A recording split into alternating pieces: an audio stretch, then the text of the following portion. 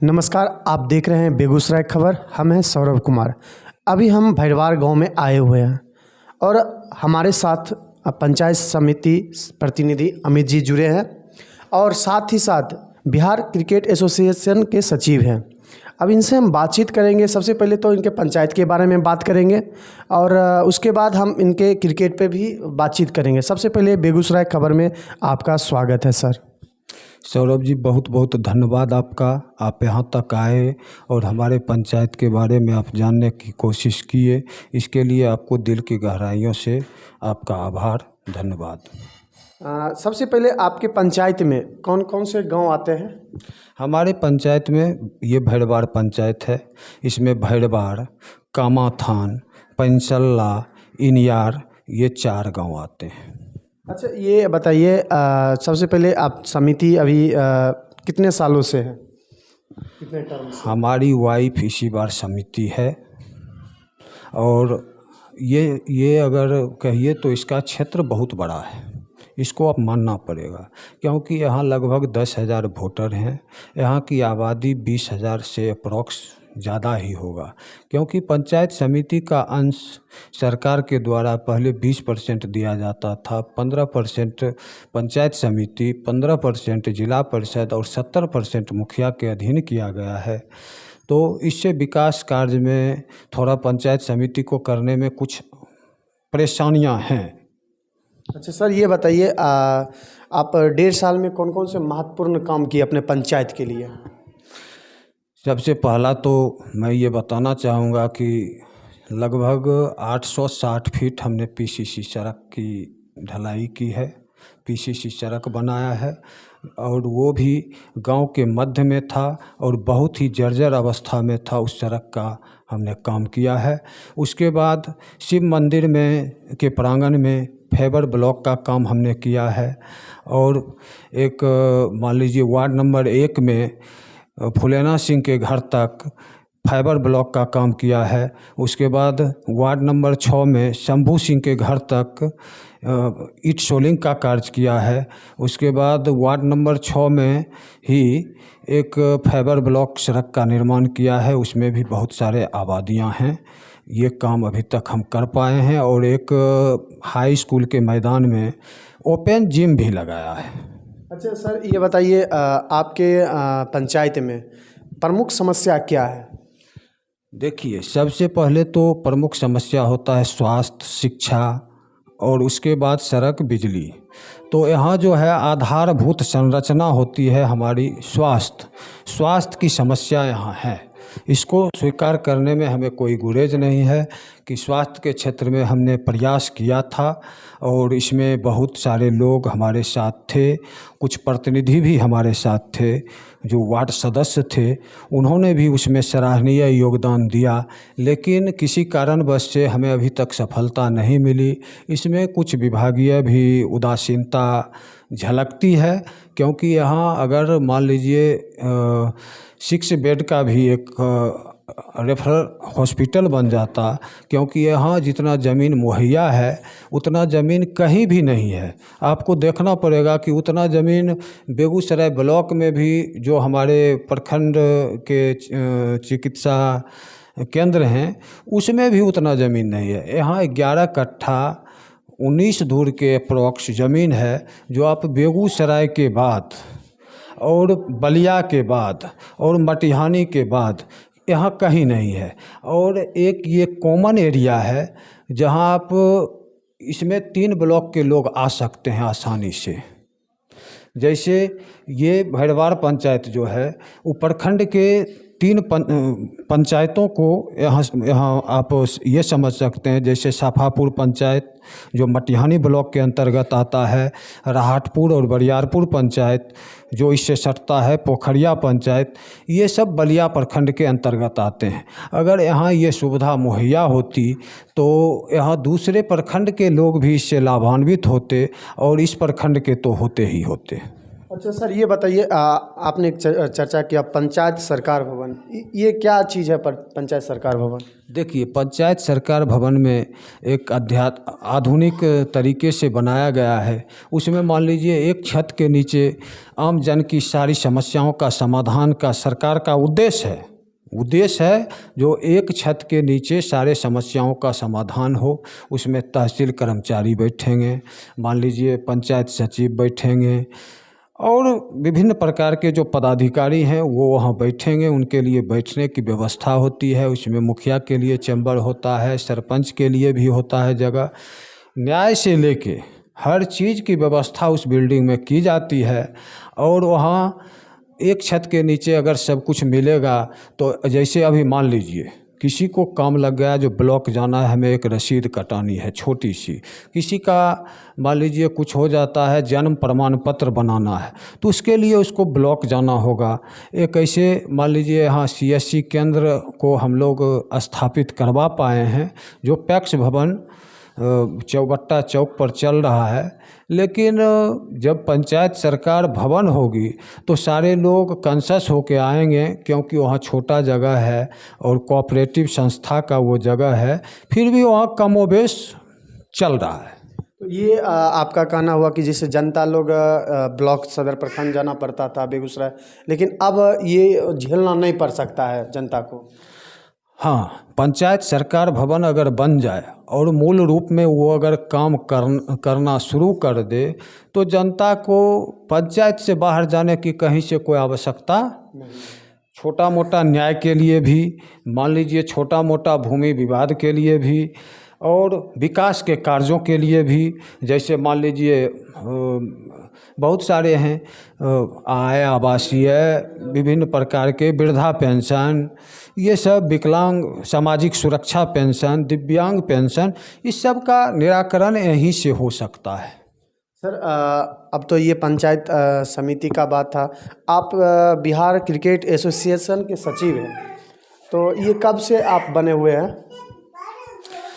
हम अक्टूबर से Bihar cricket association के सचिव के पद पर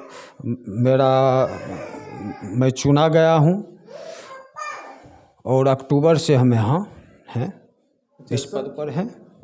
सर, ये बताइए, बिहार क्रिकेट में रणजी या दिलीप ट्रॉफी जो होता है, ये खेल क्या पा रहे हैं बिहार के? रणजी ट्रॉफी के एलीट ग्रुप में बिहार गया है। जो आने वाले समय में अब रणजी ट्रॉफी के जो मूल हिस्से होते हैं उनमें ये लोग जाएंगे और खेलेंगे। अपने प्रतिभावान जो प्रतिभावान बच्चे हैं उनके लिए हम संघर्ष कर रहे हैं और आने वाला समय बिहार क्रिकेट में प्रतिभावान बच्चों के लिए ही होगा, ये मैं आशा और विश्वास के साथ कह सकता हूँ। सर, आप तो इस पंचायत के हैं, तो क्या इस पंचायत में युवाओं के लिए क्या आप आशा की किरण आप बने हैं कि नहीं बने हैं? देखिए, युवाओं के लिए आशा की किरण बनना, जहाँ तक आशा की किरण की बात है, हम लोग एक सामाजिक जागरूकता भी फैलाते हैं। जो बढ़िया से पढ़ो, अगर खेलना ही है तो सही ढंग से खेलो जिससे कि तुम आगे बढ़ सकते हो। उसमें स्कोप है, आज हर चीज़ में स्कोप है। अगर बुरी चीज़ों को छोड़ दिया जाए, उसके बाद पॉजिटिव रूप से अगर चला जाए तो हर चीज़ में एक व्यवस्थित रूप से स्वरोजगार भी होगा, मान मर्यादा भी समाज में मिलता रहेगा।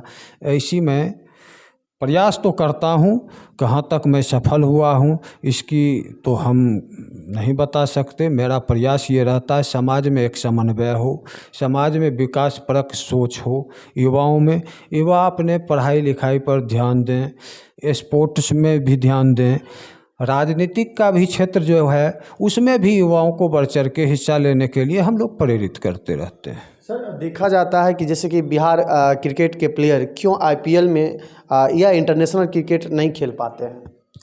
देखिए, अभी बिहार क्रिकेट में मैं ये तो ज़रूर कहूँगा कि आपस में जब तक एक समन्वय कोऑर्डिनेशन नहीं होगा तब तक बिहार क्रिकेट का भविष्य बेहतर नहीं होगा। यहाँ जो हैं हमारे मान लीजिए कार्य पर रोक अध्यक्ष, वो एक जीता जागता परिवारवाद की उदाहरण को पेश कर रहे हैं। आप देखिएगा, वो हमारे क्रिकेट के अध्यक्ष हैं, अध्यक्ष सभापति हैं, और सभापति का ये देखिएगा, जो उनके ससुर जी, उनके बहनोई डिस्ट्रिक्ट में बैठे हुए हैं। ऐसा क्यों? अमित अगर गया है तो अमित के परिवार से कोई वहाँ नहीं था। एक परिवारवाद की परिपाटी बिहार क्रिकेट एसोसिएशन में चल रही है, उस पर भी विराम लगाना है। और बेहतर जो क्रिकेट खेलेंगे, जो बेहतर प्रतिभावान खिलाड़ी होंगे, उन्हें आने वाले सत्र में हम कैंप में भी रखेंगे। बिहार में पहले कैंप हुआ करता था, हमारे अध्यक्ष कार्य प्ररोक माननीय राकेश तिवारी के द्वारा उसमें कैंप में भी 200 बच्चे रहते थे। कैंप में अगर 200 बच्चे हैं, अगर एक वर्ग में क्लास वर्ग, जैसे मान लीजिए कैंप वही इसी टाइप का हुआ, अगर एक क्लास वर्ग में बच्चे की संख्या 200 हो और टीचर पढ़ाने वाला 1 हो, तो क्या हो सकता है? तो फिर प्रतिभा को हम नहीं निखार पाएंगे ना। तो इसी वजह से हमने एक क्राइटेरिया तय किया है, 50 से 60 बच्चे एक कैंप में रहेंगे, जो आने वाले समय में हम लोग कैंप लगाएंगे हर फॉर्मेट का, उसमें उतने बच्चे रहेंगे और उनका सही ढंग से जो प्रशिक्षण होना चाहिए वो हम लोग देंगे। उसमें जो बेहतर होंगे, जो प्रतिभावान होंगे, उन्हें टीम में जगह दी जाएगी। तो वर्तमान में कौन कौन से टूर्नामेंट चल रहा है सर? हमने सफलतापूर्वक हमारे टूर्नामेंट कमेटी के चेयरमैन और कन्वेनर के नेतृत्व में, क्योंकि ये एक विंग है जिसमें हमारे टूर्नामेंट कमेटी के लोग होते हैं, उनके देखरेख में चलता है और सेक्रेटरी को रिपोर्ट किया जाता है। उसमें हमने सीनियर जोनल मैचेज करवाएं और उसमें भी सफलतापूर्वक करवा लिया गया है। आने वाले समय में जो हमारे मैच में भाग लिए हैं और उससे जो खिलाड़ी निकलेंगे, उन्हें कैंप में डाला जाएगा, उन्हें प्रशिक्षित किया जाएगा और सीनियर में उनसे भेजा जाएगा। उसके बाद हमने फिर 19 का मैचेज करवाया, उसमें भी जोनल ही करवाया गया है। कुछ मान लीजिए अभी समस्याएं हैं, लेकिन समस्या होने के बावजूद भी हमारे बहुत से लोग उसमें लगे हुए हैं। टूर्नामेंट कमेटी के पूरी टीम लगी हुई है और 19 का भी हम सफलतापूर्वक संचालन करके ये कर लिए। उसके बाद आज अंडर 16 का फाइनल मैच जो बछवाड़ा के लोहिया मैदान बेगूसराय में खेला जा रहा है, उसका आज फाइनल मैच है और ये 16 भी क्लियर हो जाएगा। उसके बाद हम लोग कैंप प्रारंभ करेंगे। यही अभी चल रहा है। सर, जो देख रहे हैं दर्शक, तो उनके लिए आप या युवाओं के लिए क्या कहना चाहेंगे, क्या मैसेज देना चाहेंगे आप? युवाओं के लिए तो हम यही मैसेज देना चाहेंगे कि आप लोग भी जहाँ भी हैं, जिस प्रकार से हैं, तो समाज के उत्थान में लगें, समाज के बेहतरी में लगें। क्रिकेट है, हम आज बिहार क्रिकेट एसोसिएशन का सेक्रेटरी हैं, तो सेक्रेटरी का जो दायित्व है उसका अगर हम निर्वहन कर रहे हैं, तो हम अगर सही हैं तो हमारे साथ वो युवा खिलाड़ी भी हमारे साथ जुड़े हैं और वो हमें एक बल प्रदान करेंगे। उनके ताकत से हम ज़्यादा मजबूती के साथ यहाँ से लेके BCCI तक उनके हक के लिए मैं लड़ूंगा और उन्हें हक दिलाऊंगा। चलिए सर, बात करने के लिए बहुत बहुत धन्यवाद सर। बहुत बहुत धन्यवाद आपका भी। आप लोग आए और हमसे कुछ जानने का प्रयास किए और हम भी कुछ बताए और आप लोगों तक ये पहुंचाते हैं। तो मेरा लोगों के लिए यही मैसेज रहेगा कि एक संभ्रांत समाज के लिए राजनीति भी ज़रूरी है, खेल भी ज़रूरी है, शिक्षा भी ज़रूरी है। निगेटिव चीज़ को छोड़ के जो भी पॉजिटिव है उसे आप ले सकते हैं और उससे समाज का उत्थान होगा, परिवार का उत्थान होगा, समाज का उत्थान होगा, मोहल्ले का उत्थान होगा, गांव का होगा, प्रखंड का होगा, पंचायत का होगा, डिस्ट्रिक्ट का होगा और बिहार का होगा और देश का मान बढ़ेगा। यही मैं कामना करना चाहता हूं युवाओं से।